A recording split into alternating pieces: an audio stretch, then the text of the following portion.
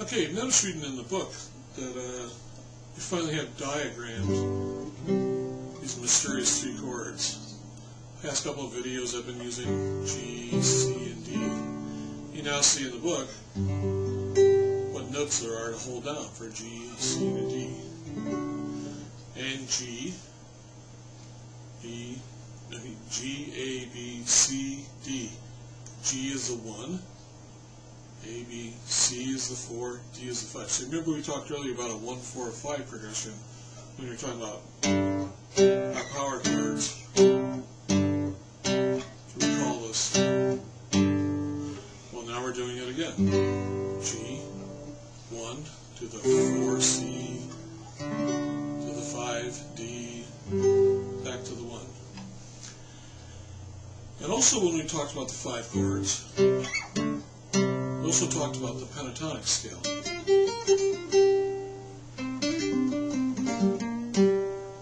And you line it up with your 5 chords, like if you're playing the key of G, everything starts on G in the pentatonic scale. It's lined up there too. So that's playing melodies over chords. Well, we're now going to be playing in a slightly more, it's more like a classical way of looking at things. This doesn't negate what I talked earlier about the 5 chords. That's the rock and roll system. We're now talking a little bit more like the classical folk system here. See, these things kind of like overlap and intertwine. In this particular case, you have all the notes of the key match. Remember I mentioned with the pentatonic scale and the 1, 4, 5, there are notes that don't necessarily fit. It produces a tension. That's on purpose. This particular style of music, this classical style, folk style, it's more about you have the notes matching. And of all these notes that I'm playing here, all the notes are natural, except for this F sharp.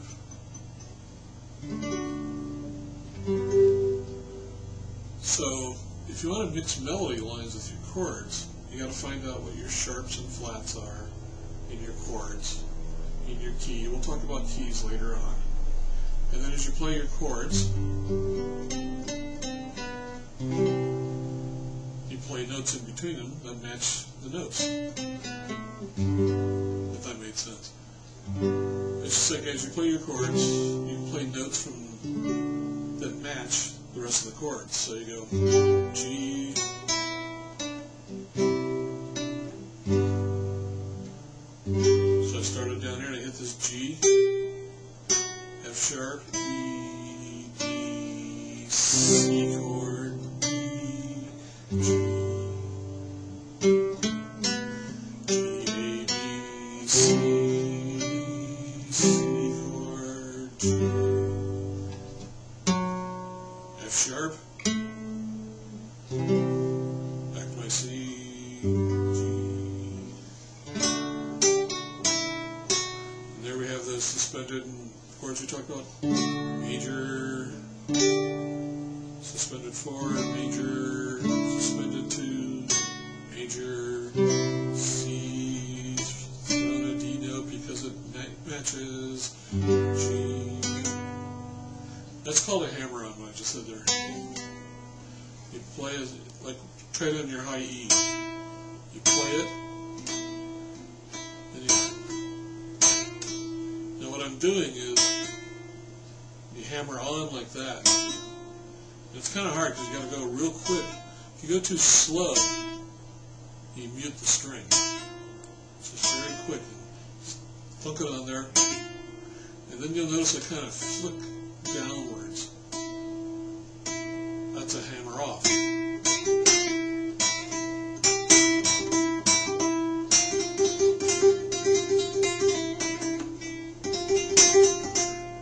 Hammer on, flick it off, flick it off.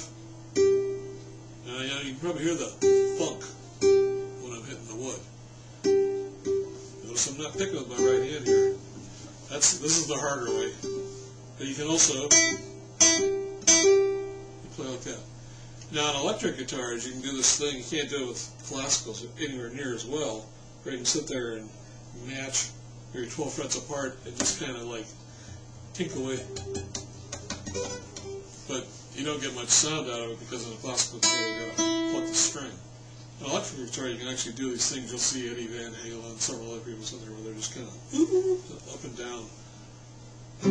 It's a fun little technique. I don't personally use it much because I play classical guitar, but it's very, it's another thing to work on if you want to, if you have electric. But the main idea we're getting to here now is, first off, you're going to have your brain work on getting these 3 chords.